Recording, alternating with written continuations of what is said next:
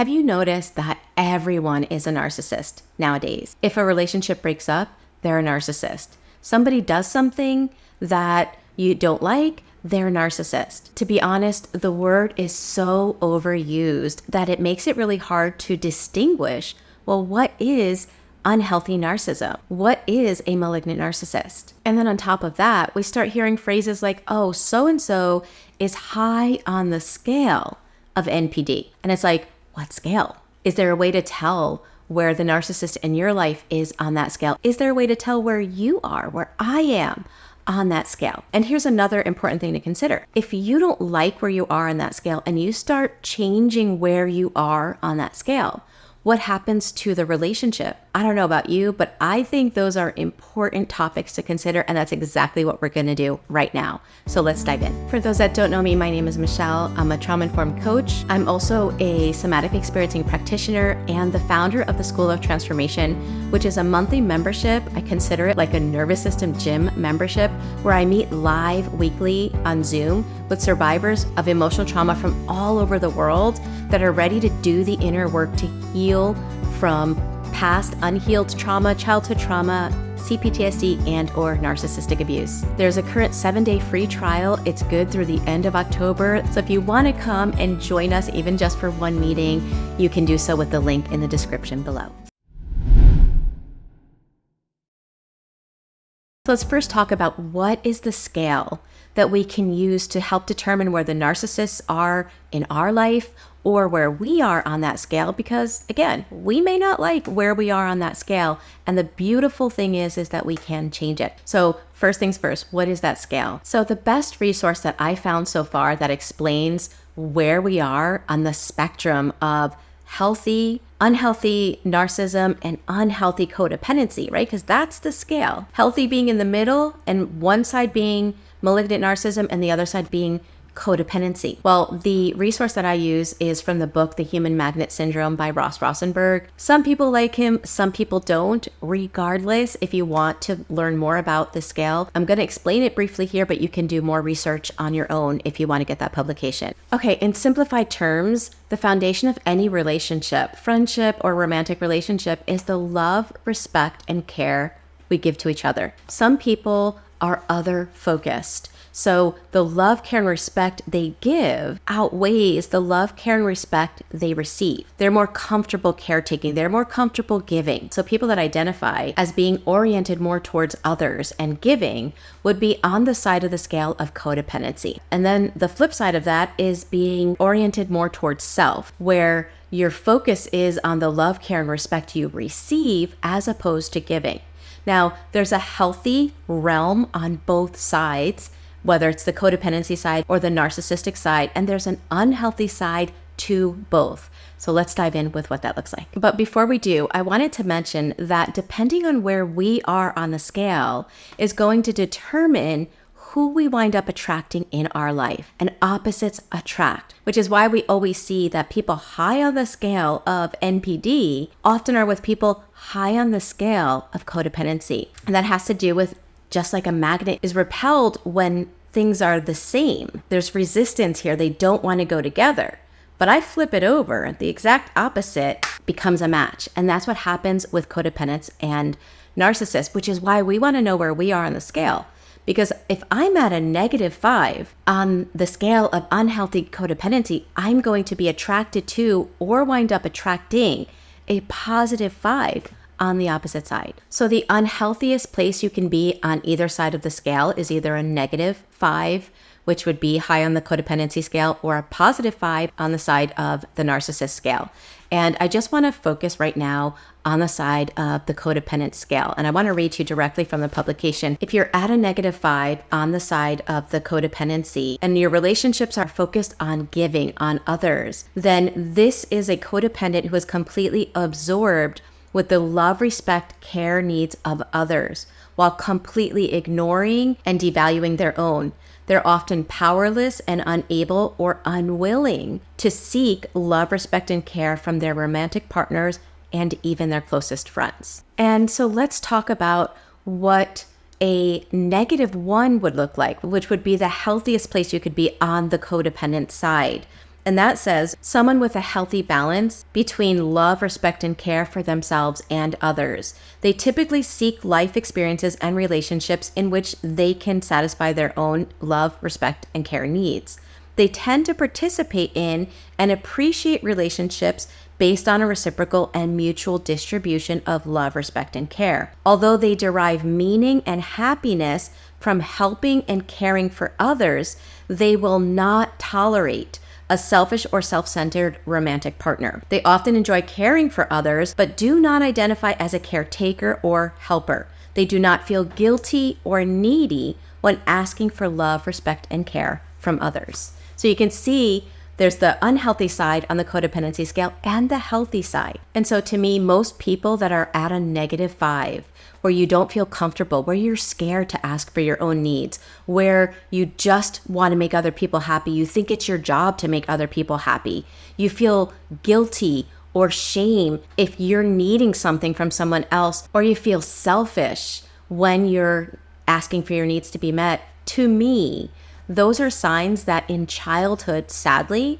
maybe you had unhealthy caregivers, maybe parents that were alcoholics, or there's some unhealthy dynamic that has put negative beliefs in you that are still running in your adult life. And unfortunately, once that template in childhood is created, until we deconstruct the beliefs that we don't agree with and that honestly are not a part of who we really are, we stay living in that template and attracting people that almost recreate the same dynamics that we had in childhood. And so the way that you move from unhealthy codependency, from that -5 to the -1, is by working through things like guilt, beliefs like I don't matter, it's my job to make other people happy, boundaries are bad, it's selfish to care about myself. It's about changing those beliefs so that you begin giving yourself the same love, respect, and care that you give others. So instead of putting people up here and yourself down here, you start getting a healthier self-image, living in healthier beliefs where you're now on the same level as others, and you expect reciprocity. You expect to not just be the one giving, but you also expect to receive as well. That's healthy relationships.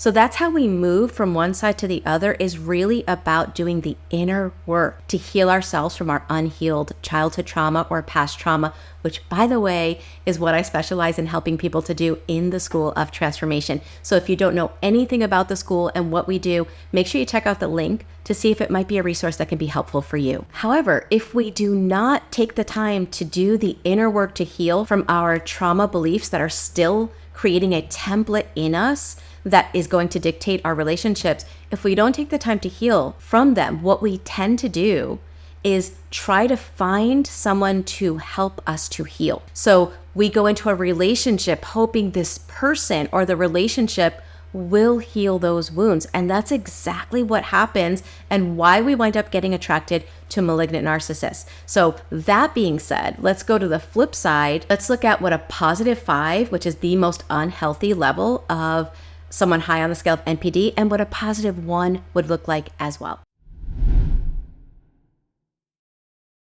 Looking at the most unhealthy level on the scale found in the book of the Human Magnet Syndrome, on the side of somebody that is self-oriented, right? Where everything is about them, the love, respect, and care that they receive. It says a pathological narcissist. There's a difference between a pathological narcissist and a narcissist, but that's for a whole nother video. Anyway, it says a pathological narcissist who is unable and unmotivated to love, respect, and care for others. They are consumed with fulfilling their own love, respect, and care needs and have no intention of reciprocating. They have great difficulty exhibiting empathy, unconditional positive regard, or love. When they do give love, respect, and care to others, it is typically with strings attached. They are not able to comprehend or accept their pathological levels of narcissism. If confronted about the love, respect, and care imbalances, they will often strike back with direct or passive aggression. So that's on the most unhealthy side of the scale. But what would a +1 be, where somebody has an orientation more of receiving love, care, and respect as opposed to giving? What would the healthy side look like? Well, here's the +1 on the narcissism side of that scale. So it says Someone with a healthy balance of love, respect, and care for themselves and others. They tend to participate in and appreciate relationships based on a reciprocal and mutual distribution of love, respect, and care. So far, it sounds exactly like the -1 on the codependency scale, right? Here's where it starts to differ. It says they value personal and professional goals and ambitions, which they confidently pursue. From the pursuit of their own aspirations, they are also cognizant of the necessity to love, respect, and care for their romantic partner. They effortlessly provide love, respect, and care to their romantic partner where necessary or requested. They may identify with the role of both caretaker and helper while wanting to fulfill their own desires. Okay, bottom line, the reason I read the most unhealthy level of both narcissists and codependent, as well as the healthiest, is to show there is a scale. And to sum it up, it's based on the love, respect, and care you give and take. So that's the scale. I'm really simplifying this.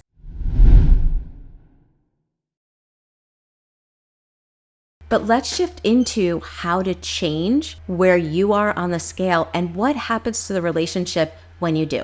With myself, when I started my own healing and I learned about this information, I realized I was at a -5 on the codependency side. I had no boundaries. I felt guilty if I was asking for something, even if it was just getting my needs met. I felt fear and uncomfortable standing up for myself and caring about my own needs. And again, that has to do with the beliefs that are instilled in us in childhood or in a long-term unhealthy adult relationship. When I realized I was at a -5, I was actually in a relationship with somebody that was at a +5. We were exact magnets from each other. I began doing the inner work to change my beliefs. Instead of trying to change my beliefs by making this other person happy and then somehow believing that because I was making this person happy, then I was enough, I started learning how to have self-worth, how to have a healthy self-image, how to put down boundaries, how to heal from traumatic beliefs that no longer served me and that were never true to begin with. And here's what began happening. And I want to really clarify, if you're with a malignant narcissist and you begin healing and going from a +5 to a +4 to a +3, +2, which means you are little by little reclaiming your self-worth, reclaiming your power by realizing you're allowed to have boundaries, you're allowed to say no, you're allowed to have expectations. That's where we start going in that direction. Malignant narcissists, when you begin getting healthier, I'm going to tell you what was told me when I was healing. The person that was helping me said, Michele, you're going to get better, but this person is going to get worse. And the reason for that is, remember, a +5 narcissist, which is at the highest level on the scale of NPD, expects 100% love, care, and respect for them. They do not want to give anything to the other person. They expect you to revolve 100% around them. So as you're getting healthier and expecting more healthy reciprocity, that does not suit somebody that's at a +5 on the NPD scale. And so to try to get you back into submission and to push you back down to that -5, they will often get more aggressive. Their punishments, emotional punishments, can get worse, and sometimes it can even cross over to the physical realm. So you have to be very careful when you're doing this work. And now let's talk about friendships, because as you're moving from a -5 in the direction of a -1 on the codependency scale, which means, again, you are expecting the same amount of love, care, and respect that you give, right? Or at least close. It's no longer like this. At least it's really comfortable. It feels good, the amount of love, care, and respect you get as much as you give. As you're moving in that direction, you're going to notice your friendships change. If you were at a -5, you might realize that all of your friendships are one-sided. That doesn't always mean that all of your friends are narcissists. I really want to throw this out there. It might mean that when we are at a -5, we can actually accidentally push people in their dynamics with us to the opposite side. For example, if we show up in a relationship in the belief, I don't matter, only you matter, right? It's not about me, it's all about you. Well, with time, that friendship or that friend is going to be accustomed to making it all about them as well. And so it's going to feel one-sided. You're going to feel taken advantage of because you're giving so much and you're not getting any back. But there's the saying, we teach people how to treat us. And so as we are learning to go from that -5 towards a -1, we begin showing up in different beliefs. We begin teaching people that their love, respect, and care matters, and so does ours. And so if any of your friends are unhealthy, you'll find that the friendship doesn't last. Something happens, either you don't tolerate it anymore, or they're not happy having to reciprocate. But there's also the possibility that some of those friends were showing up in that way because that's how we were showing up in the relationship. And as we change, they start changing in the relationship as well. And a friendship that may have been one-sided at one time can become reciprocal. As we're changing, they start showing up differently as well. So where are you on that scale? When it comes to love, respect, and care, do you give it away 100%? Do you expect reciprocity even though you're more of a giver? That's going to determine where you are on your scale. Where are your friendships and where's the romantic relationship? Are you happy with where you are on the scale? If you're not, if you're wanting to learn how to have more reciprocal relationships, but you just struggle to do so, or you feel so uncomfortable, or you can't handle conflict, because expecting love, care, and respect from others has us showing up in ways that can make some people not happy, right? Especially the takers in life. It can cause conflict, or it can cause somebody to be disappointed in us. If that is too overwhelming for you because of unhealed childhood wounds, then I really want to invite you to the School of Transformation, because that's where we go in and we really begin rewiring our inner template so that our external relationships can be healthy and happy. Come join me, as well as a beautiful group of survivors from all over the world that are moving towards that healthy realm, that were unfortunately born into dynamics where we were placed in an unhealthy level of codependency, and we are working our way towards being healthy. So I invite you, come check out the School of Transformation.